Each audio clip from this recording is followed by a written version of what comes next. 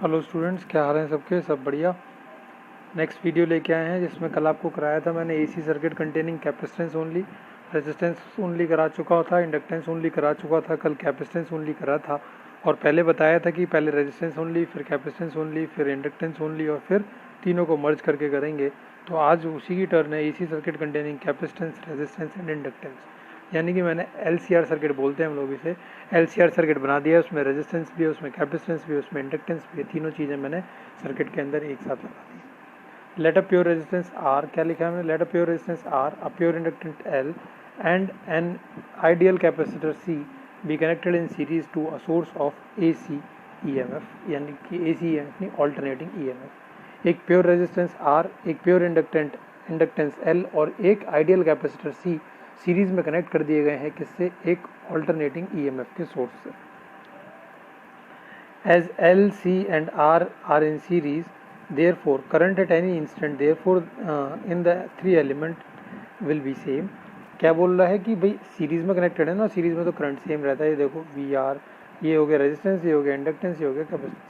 Series में same है, series में करंट सेम रहता है, तो करंट में तो कोई चेंज आएगा नहीं। तो करंट सब में क्या लिख देंगे इक्वेशन तीनों के लिए? I is equals to I not sine omega t. अब पीछे जो बात पढ़ाई गई हैं वो जिसको याद है वो तो ये समझ लेगा डेरिवेशन बिल्कुल ऐसे ही बहुत हलवा की तरह। जिसको पीछे की तीनों डेरिवेशन क्लियर नहीं है, तीनों में से एक भी क्लियर नहीं है, उसको इस डेरिवेशन को समझने में दिक्कत है। तो मैं रिकमेंड करता हूँ कि आप पहले पीछे के तीनों डेरिवेशन पढ़ के आइए, जब इस वीडियो को देखिएगा। रेजिस्टेंस में क्या होता था? दोनों सेम फेज में होते थे। तो मैंने बोला कि अगर VR इस तरीके का है तो I भी क्या हो जाएगा? इसी में हो जाएगा, सेम डायरेक्शन में हो जाएगा, मतलब सेम प्लेन में हो जाएगा, डायरेक्शन नहीं, सेम प्लेन में हो जाएगा। इंडक्टेंस में क्या होता था? इंडक्टेंस में वोल्टेज लीड करती थी, LEIs बताया था ना, वोल्टेज लीड करती थी, यानी कि EMF लीड करता था। तो मैंने ये बना के दिखा दिया कि वोल्टेज आगे की तरफ है और करंट मेरा पीछे की तरफ है, और इनके बीच में कितना होता था? 90 डिग्री से लीड करते थे। ये एरो दिखा दी, ये आगे की तरफ बना के, मतलब ये लीड कर रहा है और करंट लैग कर रहा है। कैपेसिटेंस के नीचे कैपेसिटेंस का बना के दिखा दिया। क्या होता है कैपेसिटेंस में? करंट लीड करता था बाय 90 डिग्री, तो करंट यहाँ बना दिया है और वोल्टेज हमने नीचे बना दिया, और एरो इस तरीके से बना के दिखा दिया, मतलब इस तरीके से इस तरीके जा रहे हैं।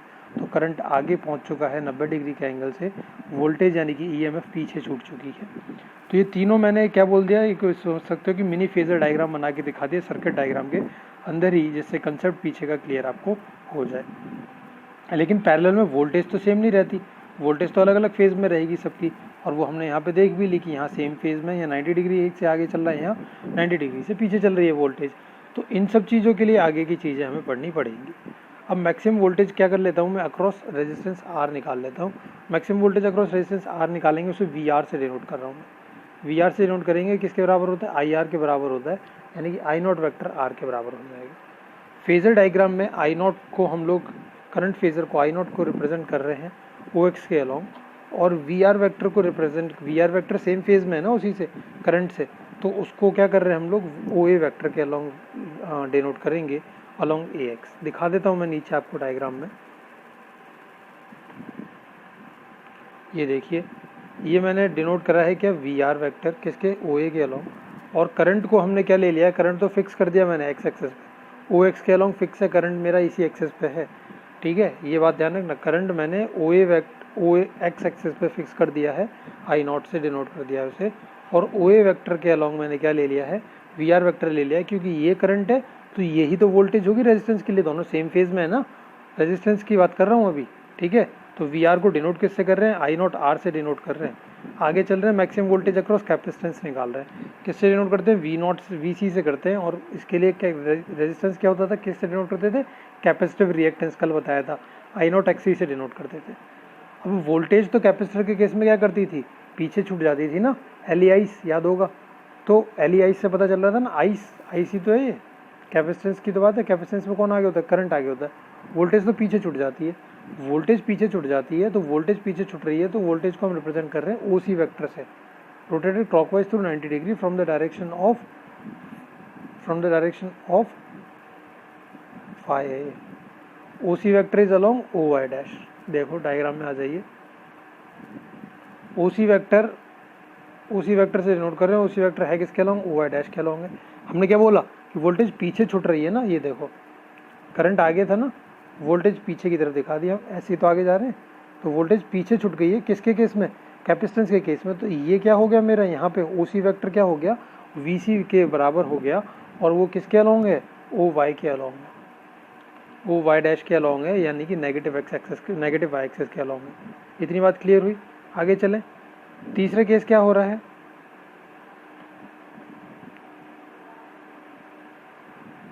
तीसरा केस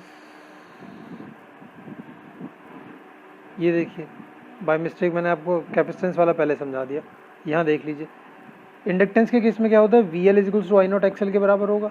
अब इंडक्टेंस में तो वोल्टेज लीड करती है ना, वोल्टेज लीड करती है करंट को 90 डिग्री से, तो वोल्टेज को हम लोग ओ बी वैक्टर से डिनोट कर रहे हैं, जो कि अलॉन्ग ओ वाई दिखाया गया है, जो कि अहेड है। ये अहेड लिख लेना यहाँ पे, ahead of I not vector, 90 degree से अहेड है। देखो आई नॉट वैक्टर तो मैंने बोल दिया था आपको कि मैंने फिक्स कर दिया, यहीं पर रहेगा एक्स एक्सेस पे। वोल्टेज आगे है इंडक्टेंस के केस में, तो ये वोल्टेज कितने से आगे होगी, 90, ये और इसके बीच का एंगल 90 बन गया। तो इसको मैंने किससे डिनोट कर दिया, वी एल से डिनोट कर दिया। वी एल क्या है, ओ बी डैश है, ध्यान रखना ये पूरा इतना लंबा चौड़ा नहीं है, वी एल ये है ओ बी डैश, सॉरी ये ओ बी है, ओ बी डैश नहीं ओ बी है। ये ओ बी किससे डिनोट कर रहे हैं हम लोग, वी एल से डिनोट कर रहे हैं। ये आ गया वी एल ओ बी के बराबर में। ये मेरा पूरा क्या है, ये करंट है यहाँ पे, और ये किससे डिनोट कर दिया मैंने, वी सी से डिनोट कर दिया। और ओ ए को किससे डिनोट कर दिया मैंने, ओ ए को, ये देखो ओ ए को डिनोट कर रहा है किससे, वी आर से। वी आर सेम है आई नॉट के केस में, मतलब रेजिस्टेंस और रेजिस्टेंस के केस में वोल्टेज और करंट सेम डायरेक्शन में थे, कोई भी लीड लाइक नहीं कर रहा था। इंडक्टेंस के केस में वोल्टेज लीड कर रही थी, तो करंट ये रहा, वोल्टेज लीड करेगी, 90 डिग्री एंगल मैंने आगे बना दिया, ठीक है। और कैपेसिटेंस के केस में वोल्टेज लीड लैग कर रही थी 90 से, तो वो करंट तो ये है, मैंने वोल्टेज नीचे की तरफ बना दी, ये पीछे रह गई। इससे क्लियर हो गया, एक ही डायग्राम में सबको समझा दिया हमने। आगे क्या बन रहा है इस सब चीज़ों में वो और समझते हैं। As voltage across L and C have phase difference of 180 degree, the net reactive voltage, ये क्या लिखा है, नेट लिखा है, the net reactive voltage is v L vector minus we C vector. देखो भाई यहाँ तो वी एल आई की डायरेक्शन में ही है, ये वाली देखें तो ये ऊपर की तरफ है वी एल, और वी सी है नीचे की तरफ। अब ऊपर की तरफ और एक है नीचे की तरफ। अब ऊपर और नीचे की तरफ से क्या दिख रहा है कि भाई अपोजिट डायरेक्शन में दोनों के बीच में फेज एंगल कितना बन रहा है, इनके बीच में 180 डिग्री बन रहा है। तो जो ज़्यादा होगा, मान लो वी एल ज़्यादा है तो नेट किस तरफ आ जाएगा, ऊपर की तरफ आ जाएगा वोल्टेज। अगर वी सी ज़्यादा है तो नेट किसकी तरफ आ जाएगा, नीचे की तरफ आ जाएगा। इन दोनों का नेट बता रहा हूँ मैं, इससे तो बाद में निकालूंगा मैं वी आर से, अभी तो मैं वी एल और वी सी को सुलटाना चाह रहा हूँ कैसे।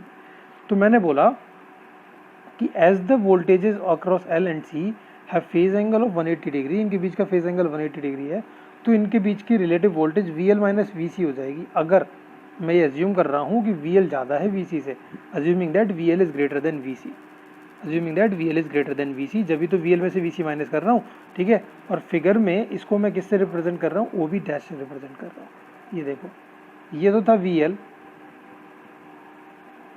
ये तो था वी एल, नीचे की तरफ था वी सी, वी एल में से वी सी माइनस करा, जिसको मैंने किससे डिनोट कर दिया, ये ओ बी डैश जो है ना, इससे डिनोट कर दिया। ये क्या है, वी एल माइनस वी सी है, नेट बोल रहे हैं जिसको।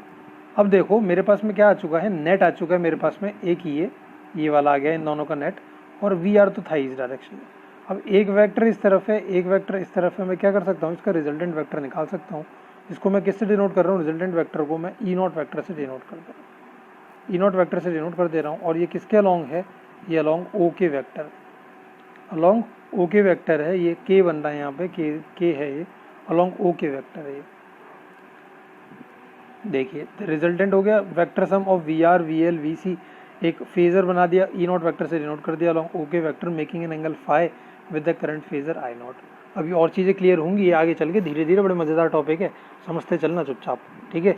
एक बार वीडियो को देख लेना, फिर नहीं क्लियर होता तो फिर दोबारा से प्ले करके देखना, दोबारा में पक्का समझ में आ जाएगा अगर दिमाग खोल के बैठे हो गए अपना तो।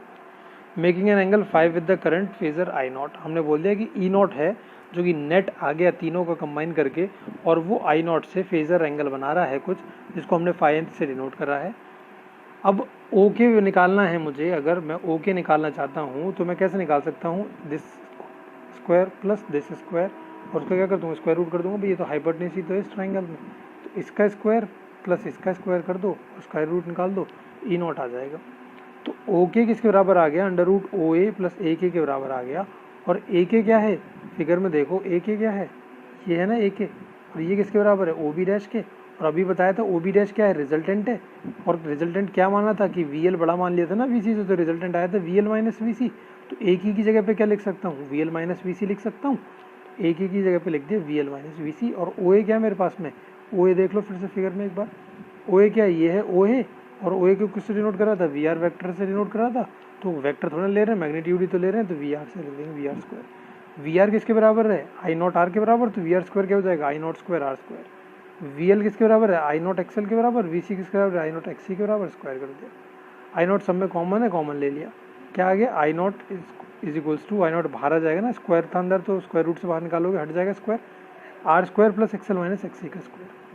अब देखो यहाँ पे ई नॉट क्या है, ई नॉट की जगह पे क्या लिख सकते हो आप, आई आर लिख सकते हो ना, आई नॉट आर लिख सकते हो, आई नॉट से आई नॉट कट जाएगा, रेजिस्टेंस इसके बराबर आ जाएगा इसके इसका, यानी कि total effective resistance LCR circuit का हम बोलें तो वो किसके बराबर आता है, इसके बराबर आता है। भाई आई आर से कंपेयर कर लो इसको, आई ये रहा आर ये रहा, तो आई की जगह तो आई ये हो गया, आर की जगह आर ये हो गया। तो टोटल के केस में, एलसीआर सर्किट के केस में रेजिस्टेंस कितना आता है, under root R square plus XL minus XC का होल स्क्वायर का अंडर रूट आता है।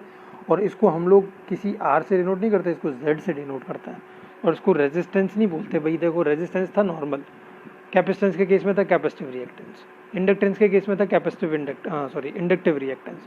अगर तीनों कंबाइन कर दिए तो तीनों के केस में क्या बोल देते हैं हम लोग, इसे इम्पीडेंस बोल देते हैं। क्या बोल देते हैं, इम्पीडेंस।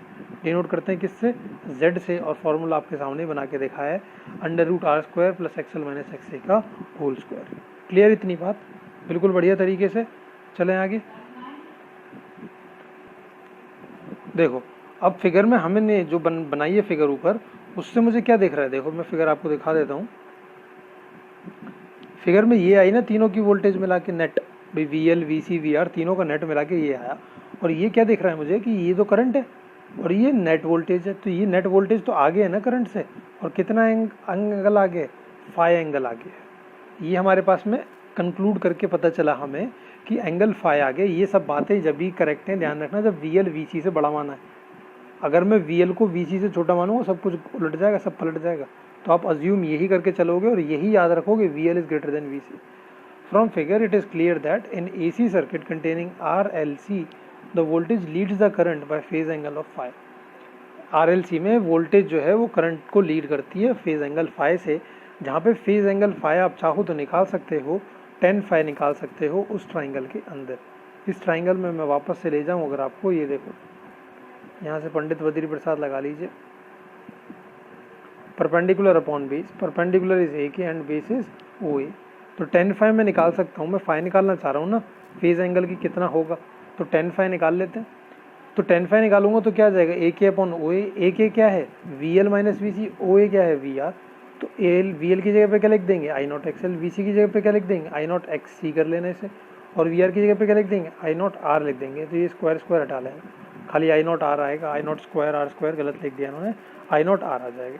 अब आई नॉट कॉमन ले लो, उड़ा दो, पूरे में से बचेगा क्या, 10 फाई की वैल्यू आ गई, XL minus X C upon R. XL minus X C upon R, ये क्या आ चुका है मेरे पास में, ये फेज एंगल आ गया कि इतने फेज एंगल से लीड लैग कुछ भी हो, मैं अभी निकाल के दिखाऊंगा सारी चीज़ें आपको। फाई एंगल का फेज डिफरेंस बनना है तो ई की इक्वेशन बन जाएगी E naught sine omega T plus phi. 3 case बन सकते हैं हम यहाँ से, तीनों केस बना के देख देते हैं। भाड़ में गया वो जो हमने अज्यूम करा था एक्सएल बड़ा एक्स सी बड़ा, वो भूल जाओ, सब कुछ भी हो सकता है भाई, बराबर भी हो सकते हैं, बड़ा भी हो सकता है, छोटा भी हो सकता है। अब मैं तीनों केस बना के दिखा देता हूँ आपको। मैं कह रहा हूँ कि अगर एक्सएल बराबर एक्स सी के, अगर एक्सएल बराबर एक्स सी के मतलब वी एल बराबर है वी सी के, अगर एक्सएल बराबर हो जाता है एक्स सी के तो ये तो जीरो हो जाएगा, ऊपर जीरो, तो 10 फाई जीरो, 10 फाई जीरो तो मतलब फाई जीरो, और फाई जीरो का मतलब क्या होता है कि इसके बीच में कोई भी फेज डिफरेंस नहीं है, मतलब ई नॉट जो है वो आई नॉट के ऊपर ही आ गया, मतलब कोई भी फेज डिफरेंस नहीं है। करंट और वोल्टेज सेम फेज में रहेंगी अगर एक्सएल बराबर होता है एक्स सी के, या फिर वी एल बराबर होता है वी सी के। समझ गए बात को, अगर वी एल बराबर होता है वी सी के या एक्सएल बराबर एक्स सी के तो कोई फेज डिफरेंस नहीं है। दूसरी बात, हम कह देते हैं कि चलो एक्सएल बड़ा है एक्स सी से, ये मान लेते हैं कि एक्सएल बड़ा है एक्स सी से। अगर एक्सएल एक्स सी से बड़ा है तो ये देखो, ये बड़ी वैल्यू, ये छोटी वैल्यू, बड़े में से छोटा माइनस करोगे तो आंसर कैसा आएगा, आंसर आएगा पॉजिटिव का। कैसा आएगा आंसर, पॉजिटिव आएगा। टेन फाई की वैल्यू पॉजिटिव तो मतलब फाई की वैल्यू भी पॉजिटिव, और फाई की वैल्यू पॉजिटिव मतलब एंगल प्लस का, एंगल प्लस का, तो इसका मतलब ये वैल्यू कहाँ जा रही होगी, ये वैल्यू आगे की तरफ जा रही होगी। ऐसे ही तो यही तो एंगल होगा प्लस का, नीचे चला जाऊँगा तो मैं तो माइनस का एंगल हो जाएगा, प्लस का एंगल मतलब आगे की तरफ, प्लस का एंगल मतलब आगे की तरफ, मतलब ईएमएफ आगे है किससे, करंट से, तो मतलब क्या हो जाएगा, वोल्टेज लीड करेगी अगर एक्सेल बड़ा है किससे, एक्सी से। वही हमने यहाँ पे लिख के दिखाया है, अगर एक्सेल बड़ा है एक्सी से तो टेन फाई इज पॉजिटिव, ये पॉजिटिव रहेगा, tan phi is positive, therefore phi is positive, ये भी पॉजिटिव लिखा है। Hence voltage will lead the current, voltage current से लीड करेगी, कितने फेज एंगल से, फाई के फेज एंगल से। The AC circuit is inductance dominated circuit. और देखो क्या बात बताई थी मैंने आपको कि इंडक्टेंस में ही तो ऐसा होता था, जब ईएमएफ लीड करता था, जब वोल्टेज लीड करती थी, ये इंडक्टेंस के केस में ही तो होता था, और इस केस में वोल्टेज लीड कर रही है, तो ये क्या हो गया, इंडक्टेंस डोमिनेटेड सर्किट हो गया। यानी कि अगर एक्सएल बड़ा है एक्सी से या वीएल बड़ा है वीसी से तो वोल्टेज लीड करेगी, और सर्किट को क्या बोल देंगे, इंडक्टेंस डोमिनेटेड सर्किट बोल देंगे। इसका चेंज करके देख लेते हैं, बोलते हैं अगर एक्सएल छोटा कर दें एक्सी से, एक्सएल छोटा हो जाए एक्सी से, तो यहाँ आ जाओ फिर से फॉर्मूले में, भाई एक्सएल छोटा हो गया एक्सी से, छोटे में से बड़ी वैल्यू माइनस कर रहे, आंसर कैसा आएगा, नेगेटिव में। टेन फाई की वैल्यू नेगेटिव, टेन फाई की वैल्यू नेगेटिव तो फाई की वैल्यू नेगेटिव, और फाई की वैल्यू नेगेटिव तो डायग्राम में ऊपर चल के देखना जरा, फाई की वैल्यू नेगेटिव तो मतलब एंगल नीचे की तरफ यहाँ बनना होगा ना, मतलब ई नॉट यहाँ कहीं लाई कर रहा होगा, करंट यहाँ है, ई नॉट यहाँ है, करंट आगे रह गया, वोल्टेज पीछे छूट गई, यानी कि करंट क्या कर रहा है, लीड कर रहा है, या ईएमएफ क्या कर रहा है, वोल्टेज क्या कर रही है, लैग कर रही है। तो जब एक्सएल छोटा है एक्सी से तो उस केस में क्या होगा, वोल्टेज लैग करेगी, कितने फेज एंगल से, फाई के फेज एंगल से। और एसी सर्किट जो होगा कैपेसिटेंस का, वो एसी सर्किट जो होगा ऐसा, वो क्या हो जाएगा, कैपेसिटेंस डोमिनेटेड सर्किट हो जाएगा। कैसा सर्किट हो जाएगा, कैपेसिटेंस डोमिनेटिंग सर्किट हो जाएगा। एक लास्ट बच जाता है इस वीडियो के लिए, क्या, इम्पीडेंस ट्राइंगल। जो ऊपर आपने ट्राइंगल बनाया ना, जो ऊपर हमारे फिगर में ट्राइंगल बना था, ये वाला ट्राइंगल, ये ट्राइंगल, इसी ट्राइंगल को हम लोग इम्पीडेंस ट्राइंगल बोलते हैं। बस इसको वोल्टेज की जगह हम लोग किससे डिनोट कर देते हैं, सारे में रेजिस्टेंस ले लेते हैं। देखो यहाँ ईएमएफ था ना, ईएमएफ का रेजिस्टेंस क्या था हमारा, नेट वाला जो था वो जेड था। यहाँ क्या था, वीएल माइनस वीसी था, तो इसका रेजिस्टेंस क्या था, एक्सएल माइनस एक्सी था। यहाँ क्या था, वीआर था, तो इसका रेजिस्टेंस क्या था, आर था। तो इस तरीके का ट्राइंगल जिसमें हम लोगों ने तीनों के, यानी कि इंडक्टेंस, इंडक्टर, कैपेसिटर और रेजिस्टर, तीनों के सर्किट और नेट रेजिस्टेंस का रेजिस्टेंस इंक्लूड करके ट्राइंगल बना दिया। ऐसे ट्राइंगल को हम लोग इम्पीडेंस ट्राइंगल बोलते हैं, इम्पीडेंस का बना हुआ ट्राइंगल, ठीक है। अगर सर्किट क्या है, सिर्फ और सिर्फ मैंने बोला उसमें मेरे पास में रेजिस्टेंस और इंडक्टेंस ही है, मेरे पास में कैपेसिटेंस है ही नहीं, सिर्फ और सिर्फ रेजिस्टेंस और इंडक्टेंस है, तो क्या कहानी हो जाएगी, क्योंकि ये अलग अलग भी थे। आगे डेरिवेशन में फिर ऐसे भी करने वाले थे कि इंडक्टेंस और कैपेसिटेंस, रेजिस्टेंस और कैपेसिटेंस, रेजिस्टेंस और इंडक्टेंस, इस तरीके से अलग अलग डेरिवेशन भी थे, तो मैंने यहाँ शॉर्ट में कवर करा दिया है। अगर रेजिस्टेंस और इंडक्टेंस ही है सिर्फ सर्किट में मेरे पास में, तो टेन फाई की वैल्यू क्या होगी, टेन फाई का फॉर्मूला क्या था, XL minus XC upon R. XC तो है ही नहीं, कैपेसिटेंस तो है ही नहीं, तो एक्सी खत्म, फॉर्मूला क्या बन जाएगा, टेन फाई का XL upon R, XL upon R. और सिर्फ इंडक्टेंस ही तो है, इंडक्टेंस में कौन लीड करता है, वोल्टेज लीड करती है, तो वोल्टेज लीड करता है। ई नोट का फॉर्मूला क्या था, E naught equals to I naught under root R square XL minus XC का होल स्क्वायर। एक्सी तो है ही नहीं, तो क्या फॉर्मूला बन जाएगा ई नोट का, E naught equals to I naught under root R square plus XL का स्क्वायर।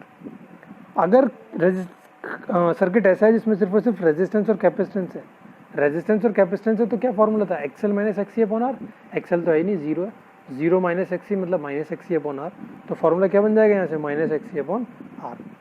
और कैपेसिटेंस का केस है ना, कैपेसिटेंस डोमिनेटिंग सर्किट है, कैपेसिटेंस डोमिनेटिंग सर्किट में क्या होता है, ईएमएफ तो लीड लैग करती है, तो ईएमएफ लैग कर जाएगी। और यहाँ पे फॉर्मूला बनाना चाहोगे तो फॉर्मूला क्या बन जाएगा, ई नॉट का फॉर्मूला नहीं लिखा है यहाँ पे, ई नॉट का फॉर्मूला और ऐड कर लेना है यहाँ पे, ई नॉट का फॉर्मूला इसी तरीके से लिख लेना है। क्या बनेगा, मैं लिख के भी दिखा देता हूँ आपको, E naught is equals to I naught under root में क्या आएगा, आर स्क्वायर, प्लस में क्या होता है, प्लस एक्सएल माइनस एक्सी का होल स्क्वायर होता है ना, एक्सएल तो है ही नहीं, माइनस एक्सी का होल स्क्वायर करोगे तो क्या आ जाएगा, प्लस एक्सी हो जाएगा, तो प्लस एक्सी का होल स्क्वायर, ये बन जाएगी ई नॉट के लिए। क्लियर हो गई इतनी बातें। मेरे को तो बहुत मज़ेदार टॉपिक लगता है ये, आपको पता नहीं है, मुझे समझ में आया होगा, जिसको उसे तो मज़ेदार लगा होगा, उसको नहीं समझ में आया हो भाई प्लीज़ रिपीट कर लेना वीडियो को, जहाँ से नहीं समझ में आया वहीं से। उसके बाद भी कुछ भी समझ में नहीं आता तो do comment in the comment section given below, I will try to resolve your doubts in the next video. चलिए तो मिलेंगे नेक्स्ट वीडियो में, till then take care of yourself, like वाइक कर देना अगर अच्छी लगी हो वीडियो तो, बाय बाय।